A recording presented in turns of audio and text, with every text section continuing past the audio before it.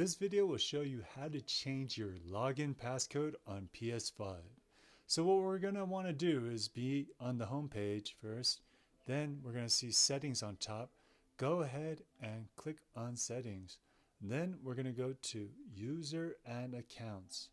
From user and accounts, we're going to simply go down to login settings. Then click right and we're going to go to change your PS5 login passcode. So that requires you to know your login passcode and then enter your new password. So then I'm going to just put that.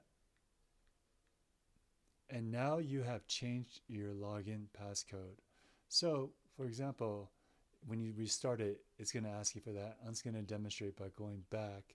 Once again, we're going to go to login settings, change your PS5 login passcode. So I just changed it to 6666 or sorry, right. And now it says enter the new passcode one more time. And then so I'm going to just go ahead and put down. Oh, see, that didn't work. So I have to go right.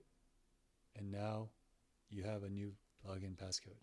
Alright guys, I hope this video helps. If it does, please consider liking, commenting, or subscribing. See you next time. Bye-bye.